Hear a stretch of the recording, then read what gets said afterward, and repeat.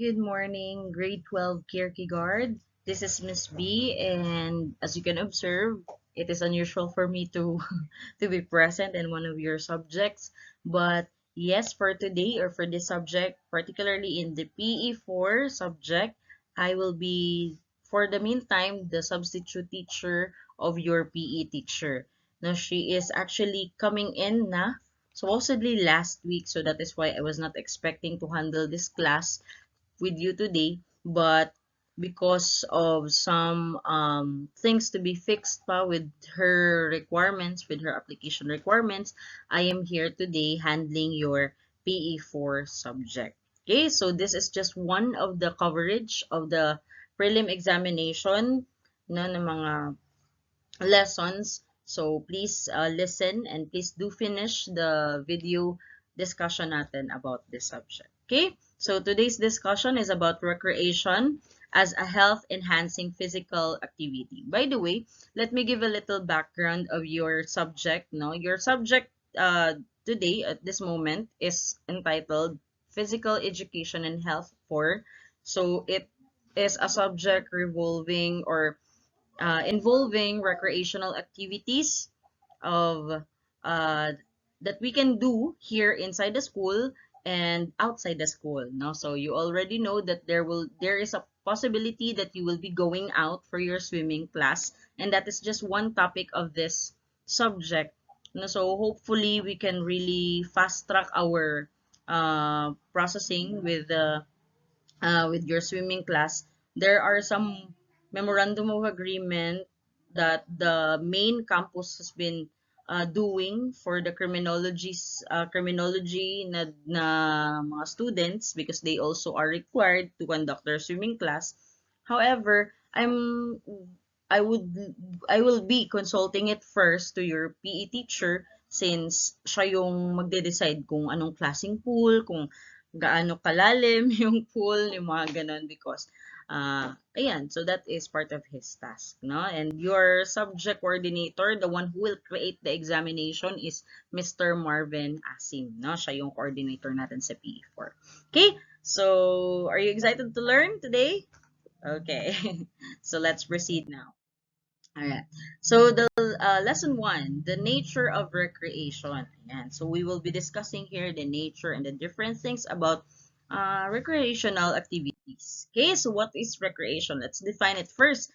Recreation refers to activities that take place during an experience known as leisure. Okay, leisure or yung free time mo or yung mga ginagawa mo na hindi ka obliged to do it, hindi required to do it. Okay, so yan yung mga itatakal natin with regards to recreation activity or recreational activity. Okay?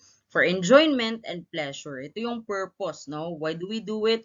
Para malingaw ta. No? Most of you are doing this if your teachers are not around. Magunit na yung cellphone. Diba? Diba? Okay. So there are different classification of recreational activities. We have here the first one. We have the passive recreational activities. And these are activities that are done sedentary position. Okay?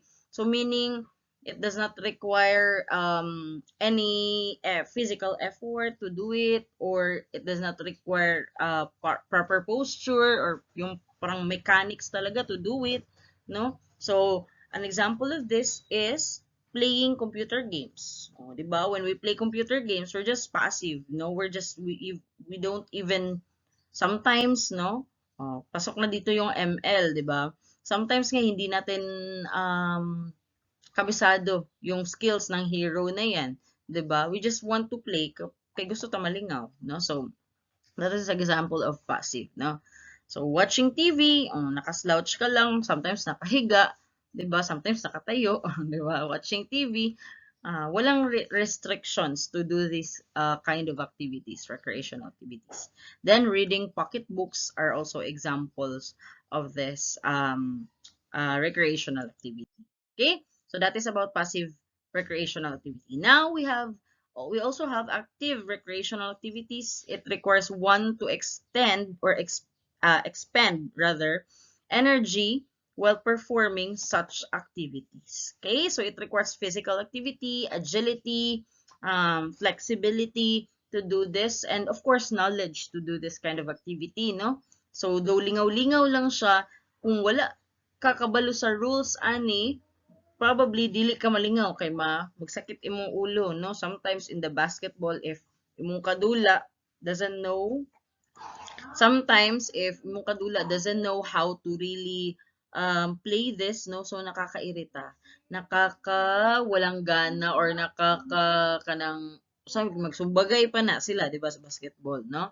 Cycling, samot ng cycling, it's one recreational activity that you really need to also um take note take note of all the things na kailangan mo i-remember, just like kanang mga road rules or mga traffic rules, no? Kung asa ka dapat moagi, yung mga lanes na dapat ninyong daanan, or yung mga signages along the road.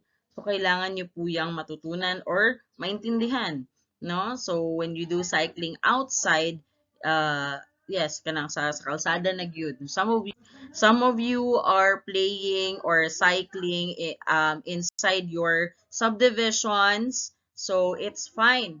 No, it's fine kasi wala naman masyadong sasakyan dyan. Wala naman masyadong tao dyan. So, kapag sa kalsada na talaga kayo naglalaro or nagsa-cycling, nagba-bicycle, it is, dobling ingat po tayo dyan. Okay? So, another is sweeping the floor. Di ba? Bisag nanilhig lang ta or nanglimpyo ta, it requires um, physical effort, no, sa atin, no, kasi kailangan nating sometimes magsingot gyud ta, di ba? So muna itiman-anan kung active recreational activity siya kay nagsingot ka. Okay, so it expend or it requires energy to do it, no, to perform the activity. Okay, so madali lang naman yung classification, right? We have passive and we have active. Passive katong wala kayo effort na kailangan physically. Active, it requires more effort physically. Okay? So, by nature naman tayo. We have nature. By the way, forgive me for also covering or recording some noise around, no, because of the weather, we are tasked to work from home. That is why you can probably hear other voices of people around, and like dogs or mga tricycle, no, forgive me for that, because I am in a living area. Okay, so medyo marami talagang tao na nagsasalita aside from me. Okay, so we have nature of recreational activities, no? So, ito namang nature na tinatawag, nature to where these activities are conducted, it talks about the location.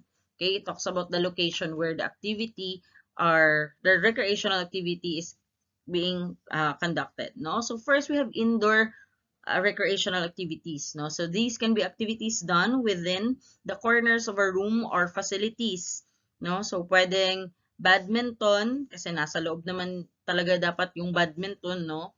So, by the way, yung mga naglalaro sa labas ng badminton, meron yan silang may, anong tawag yun, may mga dapat kayo i-consider sa location. Kasi yung hangin, no, baka maano yung ma-blow or maano, no, so mapalid ang inyuhang materials or equipment for badminton. Then, table tennis, no, kailangan nasa loob din yan. Now, sometimes swimming is inside, but there are some times na outdoor ang swimming, no? So, it could not be classified as indoor or outdoor. It depends on the location talaga of the swimming pool. Another indoor is kanang naga-yoga, no? Naga-yoga. Usually, it's conducted inside the room, no? Kasi pag nag-yoga ka kasi kanang you're conscious of your attire sometimes, no, because you really need to sweat out, no. So kailangan ang girls na magiging conscious, but there are also some who would like to do it outdoor kasi yoga man good is another form of connecting their body to nature, no. So that could also be done outdoors, no.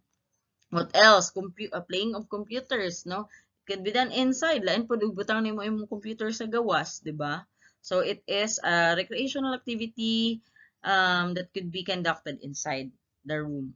Okay? Second one is ito namang outdoor. Klaro na kayo, outdoor, sa gawas. Activities conducted in the presence of nature. Ayan. Ito yung sinasabi ko na yoga can be done indoors and can be done outdoors, no? So, example of this is trekking or cycling. Kana siya, kanang mga swimming, kana. So, outdoor ang swimming based on its definition here sa outdoor. Okay? So, what else? Sa pa ba? Skydiving.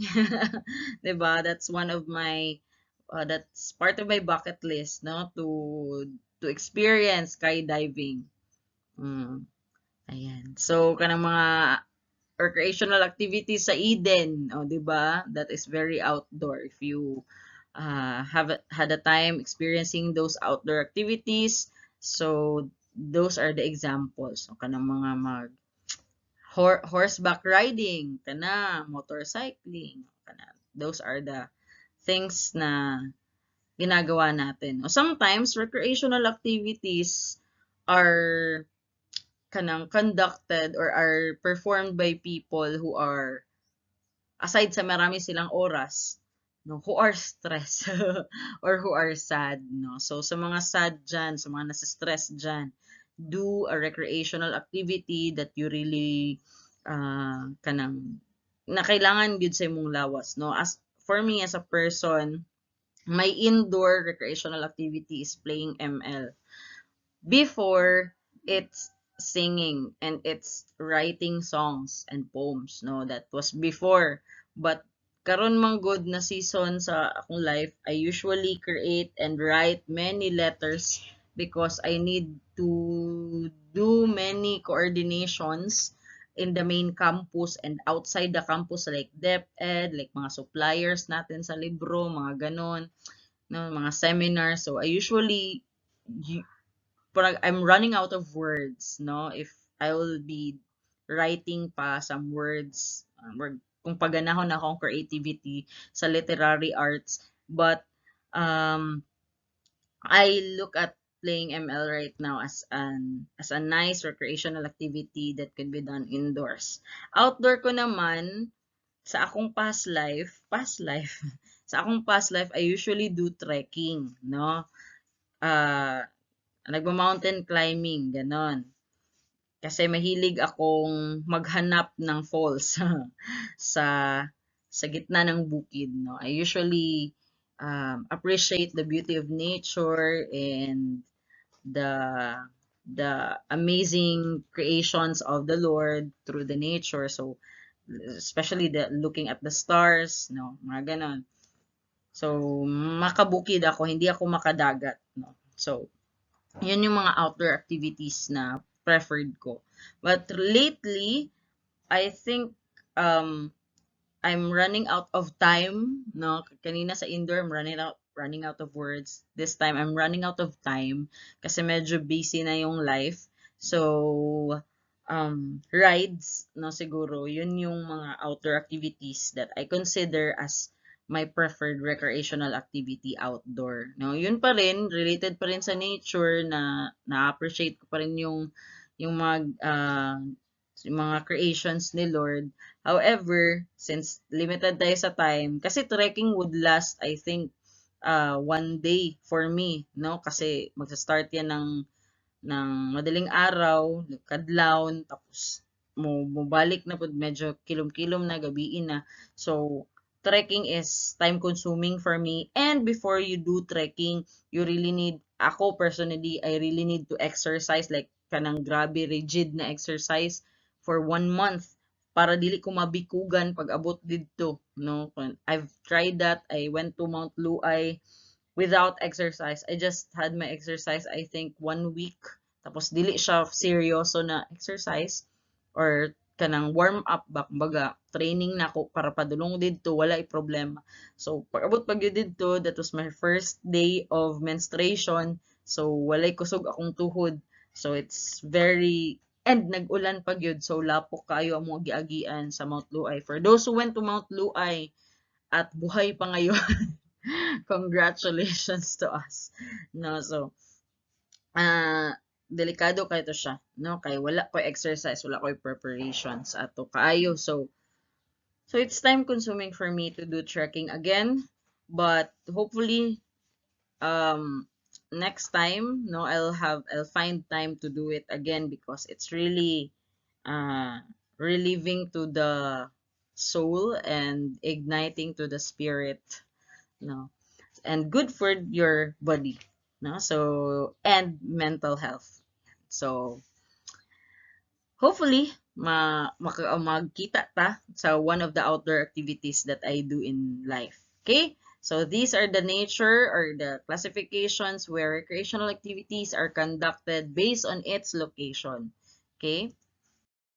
Yan. So recreational physical activities are less structured and less planned, no? So kani nga mga activities, they say nga di na lang ta magplano oy kay para dili mahimong drawing, no? Kay pag magplano daw mahimo orang drawing, no? So tinuod pod kay ang definition day niya, recreational physical activities are less structured and less planned exercises, no? If performed from moderate to rigorous intensity of a prolonged period of time on a daily basis or part of your lifestyle, they are more likely to be carried over when you become older, no? So kung tuwa siyang maandan, medyo mahimo na siyang part sa atuang lifestyle, which is good because recreational activities typically take place during three settings, no? During leisure time, pwede na to siya buhaton during leisure time, pwede po during sa tong trabaho, pwede po sa school, or pwede sa balay, or even during our transportation. No? Before, when katong ako ang indoor nga ginaingon na leisure activity is katong magsulat og poems. Ginabuhat sometimes, mabuhat nako to siya pag nako sa jeep, no? Or pag kanang nako sa bus. Kay before manggod, kung ma-stress ko, kung ma-stress ko, mulakaw lang kog kalit, no? So, sometimes na ako sa bus, no? So murag nahimo na siyang outdoor karon hinuon kay naman siya sa gawas while gibuhat siya. So always remember, no, nga dili kailangan nga planado ang recreational activities kasi buhaton nato ni kung naisipan lang nato or kung wala tay lingaw. Yan. Next, leisure time physical activities usually involve a great deal of fun. What sets these activities apart from the traditional exercise routines is that they are intrinsically motivated and are enjoyable, no? So, ang kalahian ani nga physical activities as compared to what you discussed for last year, no, grade 11 pa mo and last sem, this kind of activities or this set of activities are ginabuhat ni because we are motivated to do it. Okay? Sabi dito, intrinsically motivated and are enjoyable. No? Ang purpose ani para ma-enjoy ka, dili para masakitan ang imong muscles or dili not really for you to kanang to build up your muscles or flex your tendons and ligaments, not really for that kind of purpose, but to really give motivation para mas ma-motivate ka in life and para mas ma-enjoy ka sa life, no? So these activities may differ from person to person. So depende kung unsang klase ang imuhang preferred na leisure activity, no? Depende sa imuha as a person. Then nang po uban sa to nga very introverted, gusto leisure activity nga sila lang, napoy uban sa to na very extroverted, no, nga gusto sila nga naa sila kadula, no, person ning basketball, person ning boxing, di ba? Boxing parehas sa kung sa ano pa is tigso, no, sa mga Pinoy nga mga dula-dula, it's tigso or tumbalata. Okay? So what may be enjoyable for you may not be the same for others. So, let's respect na lang din kung ayaw nila. Okay? So, other activities done on a daily basis such as commuting, commuting, lifting a heavy bag to school, doing household chores, and other similar activities may be classified as active living exercises. It can be performed in the workplace, school, or at home.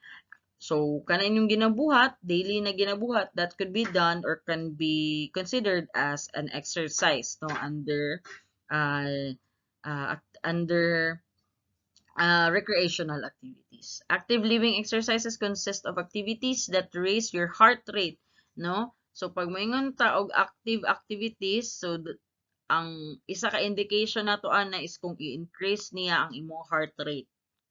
So, pero wala na ilabot kung makita nimo imong crush tapos mo increase imong heart rate. Lahi na siya nga story.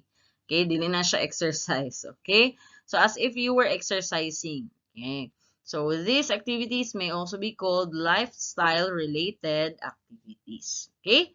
So, yun yung mga other definitions or other concepts related to our discussion for today. A key component for achieving the recommended levels of physical activity is through active transportation. It is especially appropriate for those living in highly urbanized areas or rural areas where schools are located far from homes, no?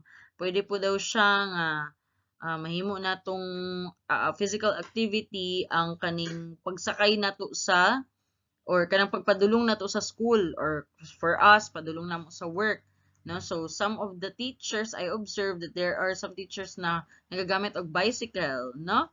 So that could be, or students na nagamit og bicycle padulong diri sa school, so that can be a good physical activity because aside sa naka help pa siya sa imong heart, no, to pump properly kasi kanaganing mo taas imong heart rate kay kuan na siya, actually it's good for the heart but not all the time, no, dili pud permente. In fact, according to mga ano sa to siya, trainer, no, mga gym instructors, 30 minutes lang daw ang cardio dapat, so in a day, no? So dili na pud siya maabtan og 1 hour or 2 hours nga sige na pud kag cardio kanang maluoy pud kasi imong heart. Kusog ka siya mo pump, no? Maluoy ka. Maluoy po ta sa ato ang blood vessels, sa ato ang mga ugat. So, 30 minutes na cardio is enough, no? And we can consider your transportation. Even magsakay lang ka sa tricycle daily, that is a form of exercise. That is the reason as well why do kanang mga elderlies in Japan is kanang ligon gihapon ilang lawas because kanang they keep working, they keep going, no, kung unsa ilang usual activities katong mga bata pa sila ginabuhat gihapon nila karon, no? So mo nang mga active gihapon sila because simple as transportation or as simple as cooking food or as simple as folding the clothes or maglaba og clothes kana or sweeping the floor. Those are mga physical activities that we consider active and are actually beneficial to our physical state. Okay, so active transportation or non-motorized transportation refers to walking or cycling to get to school, mall, work, house, and etc. Okay, so sometimes siguro no, we consider doing this, the non-motorized transportation, but as I observe, many of the senior high school is sa pagkalaagan ninyo makit-an ta mo usahay, no, nga maglakaw gikan sa Rasay sa DCC Bed Campus padulong dito sa Shell. Ako ay amazing, naglakaw ra sila.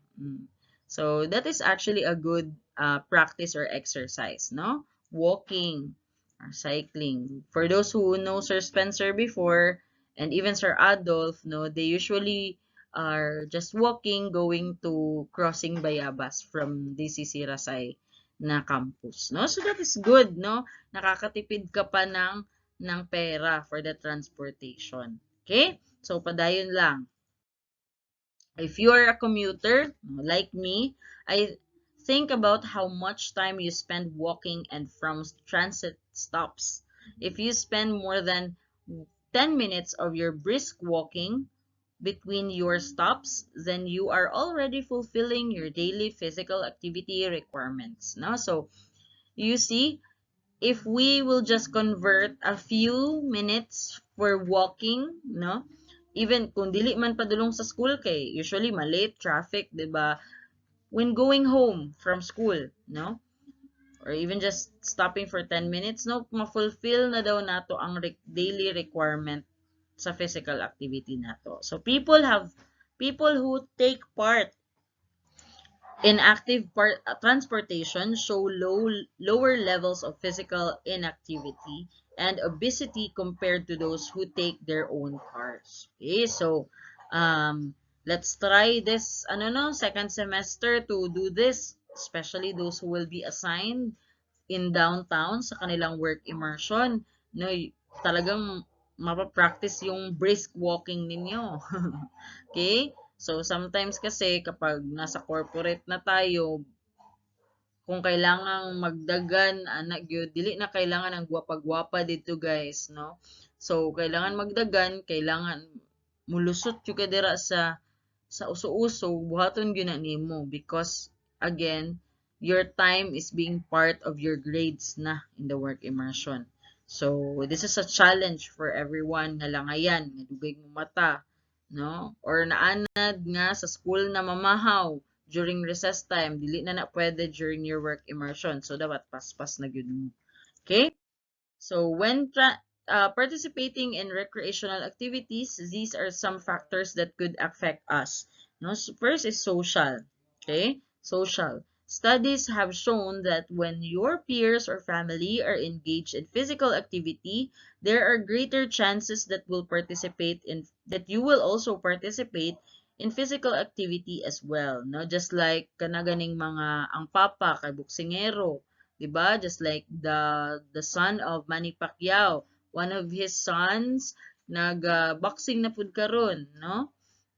I have also I have known someone, no, na nahimo na ko siyang amo sa akong mga racket before nga iyahang ana ay siya is nagamotor siya, sige tawagan, naga-race, motor racing sila. Dili yung race kanang mga rider sila, mga rider sa mga big bikes, no?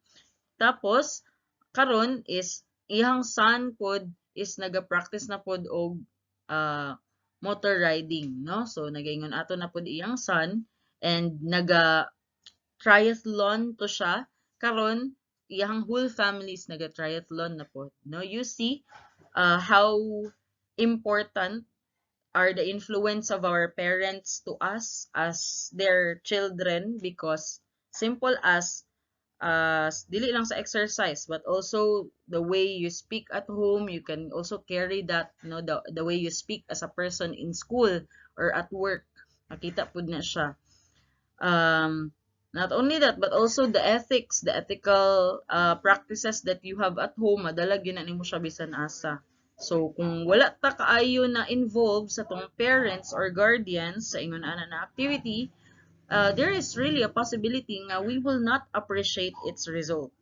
No? Nga mga nung maging anak man ko nga, wala ko kanang, I don't feel it. Dili man ko ingon ana or wala mi na anad ana sa balay. Di ba? Mo ingon ta ana. So, hopefully, when we become parents in the future, kasi wala na talaga tayong magagawa dyan. Kung hindi tayo na-involve ng ating parents or ng ating guardians or ng ating mga nakakatandang kapatid sa mga ganitong activities, wala na talaga tayong magagawa dyan.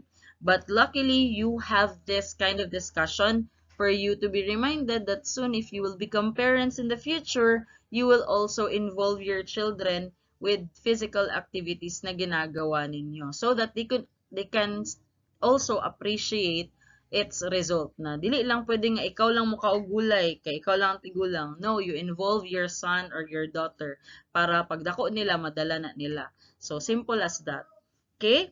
So another, if your friends are playing tumbalata, ayan, tumbalata, 'di ba? Familiar? Or wala na mo kailag tumbalata, kay sige na lang mo computer games. Sige.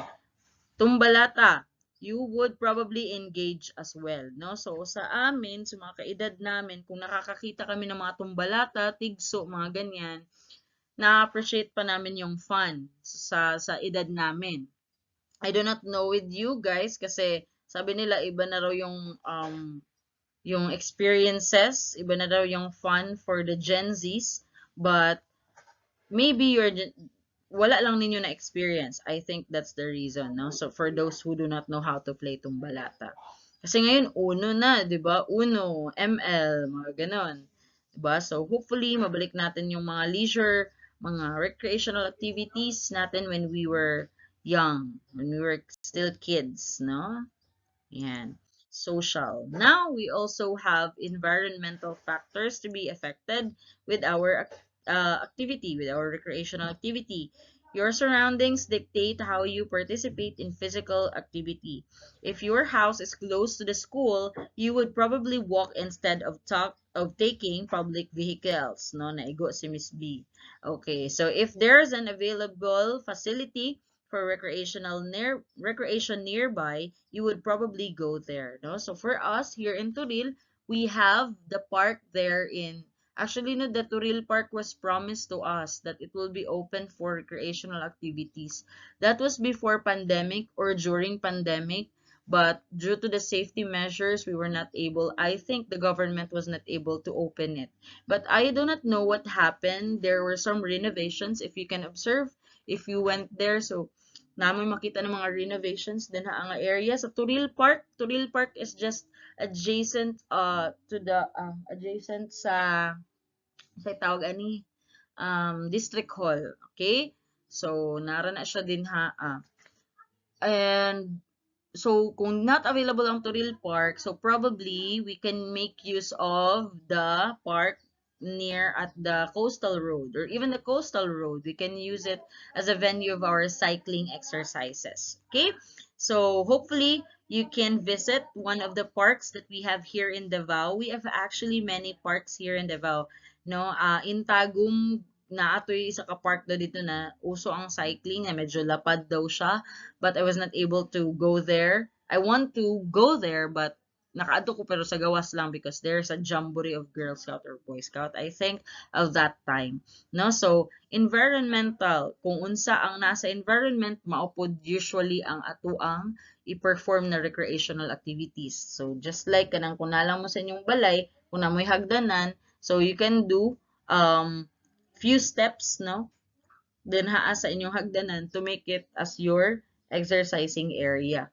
No, kung unsa ba napa mga kuan, mga let's say naamoy mga galon din ha nga walay sulod tapos sudlan ninyo balas, pwede na to siya ninyo i-carry like a barbell, no? So mga ganon, environmental factors. Okay?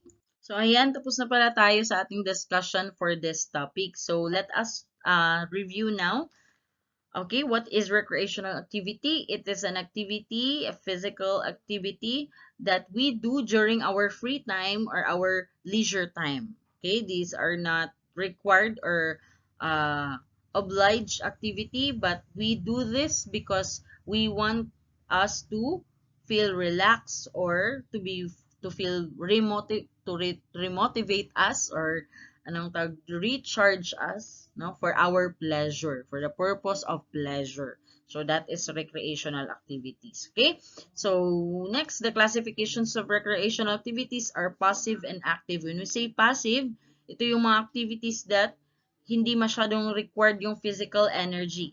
Okay? However, when we say active, ito naman yung mga physical activities na recreational activities that will require energy, flexibility, and even knowledge. Na just like basketball, badminton, yung mga mechanics on how to do it. May mga rules on how to do it properly.